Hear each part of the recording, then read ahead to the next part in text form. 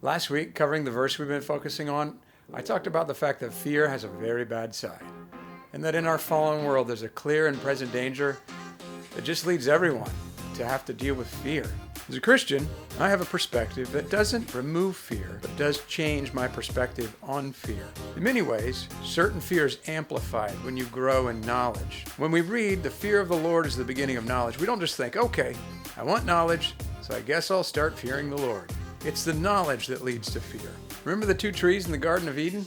The tree of life and the tree of the knowledge of good and evil? When Adam and Eve disobeyed God and fell, they became aware of how holy God was and how they were not. And it was terrifying. They had to face the reality of their predicament. Amazingly, though, God responded in a way that displayed his forgiveness and kindness, very personal care to recover what belonged to him, his blessed creation. Right out of the box, us peoples come pre-built as humans with some pretty awesome features.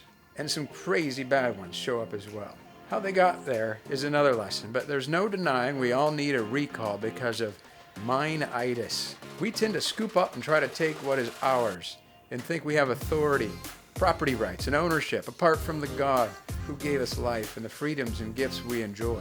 A very brief summary of some of the good things that come out of the fear of the Lord is recognizing rightful ownership and rightful authority. Say my neighbor, who I hadn't seen in a while, was landing a flying car in his driveway. A crazy, for real, super tech, super fine flying car. I'm just walking to my mailbox and I see him dropping down from the sky, settling into where his regular car used to park. He pops open the sick doors and says, "Hey, come on over."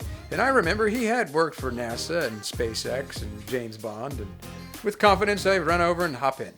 We go whizzing around, and he even shows me how to fly the thing and tells me it has all these anti-crash features so long as you activate them properly. He blessed me by sharing his power, authority, ownership, and I very much respected him for it. He lands and I hop out and say goodbye. Just then my wife and kids pull up, and they just missed him flying away. To this day, they still don't believe me. Similar scenario, let's say it could have happened this way. Same neighbor, this time arrived a bit earlier in the story. I was in my house finishing my PB&J, and I heard a funny whirling sound. I went outside to check it out, and whoa, an amazing flying car in my neighbor's driveway.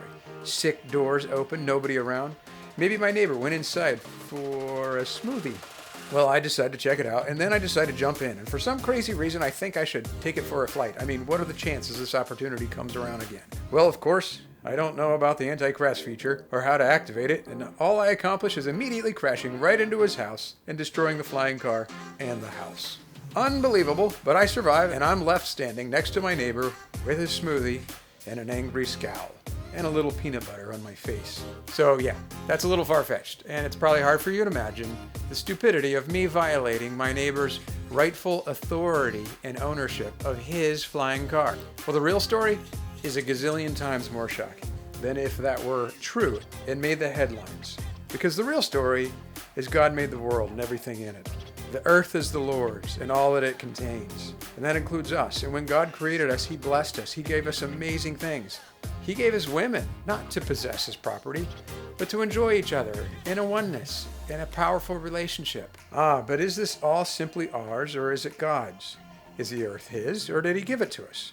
Which is it? Are you living as it's yours or God's? It is his for sure. Nobody can take away or add to God. He freely gives us spiritual and physical life, but not to run wild and think our knowledge would get us anywhere. We crash big time on our own. I know you guys, but I don't really know where you're at with your knowledge of God and what you've heard over the years and at least trusting in it. I do know this, that you can stop and ask God to help you recognize he's given you something way better than any technology or AI or flying cars could ever compare. He is the author of your life, and for that you should recognize his authority. His invisible attributes, his eternal power and divine nature are seen in what he has made. This deserves our awe, our respect, and our reverence. Our fear, even of not knowing him, understanding how ridiculous we are to think we can fly on our own. When you understand your life began because of God, you start or begin in knowledge and understanding. This is the good fear, to know the supreme and ultimate power God has displayed and rightfully owns and has authority over. And that should cause us to desire that factory recall to repair what the Bible says about us. No one understands. No one seeks for God. There's no fear of God before their eyes. It's not just trying to joyride a powerful machine that doesn't belong to us. If we don't seek Him, it's missing that God Himself made you and me. More Proverbs will help us with this as we continue our study. Please join me next week. Have a great week, Middle Squad.